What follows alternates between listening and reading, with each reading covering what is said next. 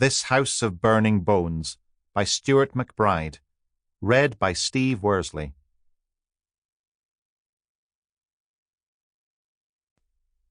In Darkness Creeps. 1. Was there anything sexier than breaking into someone's house in the middle of the night?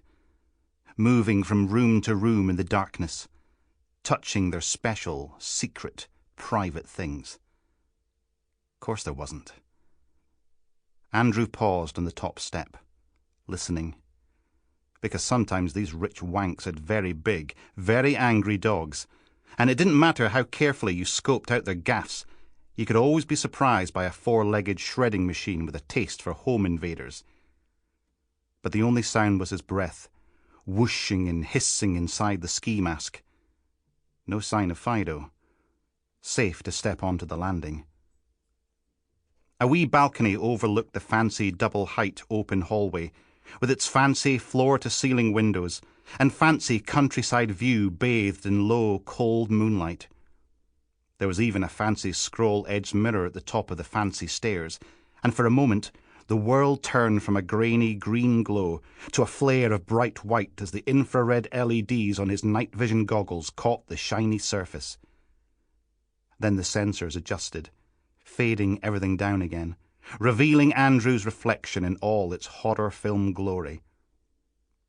A shark's tooth grin beamed back at him, printed across the ski mask's mouth in jagged glow-in-the-dark fangs. Ready to party. He paused for a quick flex, but the effect was kind of spoiled by the baggy black hoodie, black combat trousers, black boots, and little black rucksack, because everyone needed somewhere to keep their cable ties, duct tape, and rohypnol. Oh, and the knife, of course. Can't forget the knife. Shame the goggles and mask hid his pretty face. What was the point of all that time in the gym? The Botox, plucking, manscaping, and moisturizing if no one could see it. But lots of these places had nanny cams and home surveillance things, which was a shame. People should be more trusting. Andrew ran his gloved fingertips along the handrail like it was a woman's thigh, and he's heading for the panty line.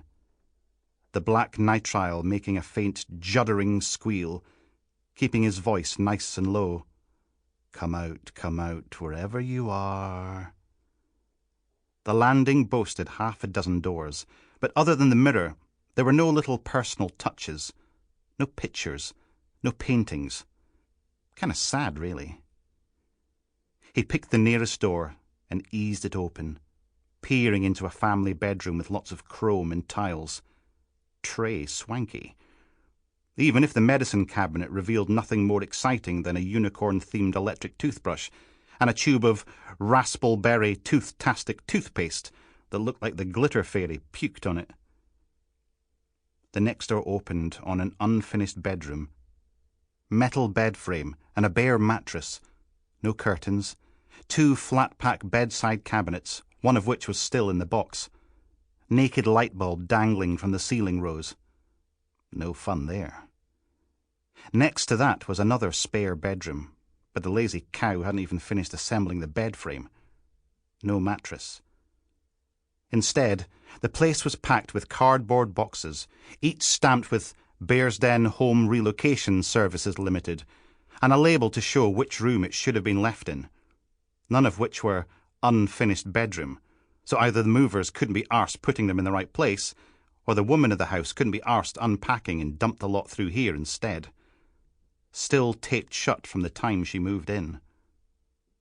Andrew slipped his rucksack off, pulled the knife from its side pocket. 6 inches of blackened steel with a serrated edge, concealed inside a hard plastic sheath. Perfect for keeping the lucky ladies quiet while he gave them their little treat.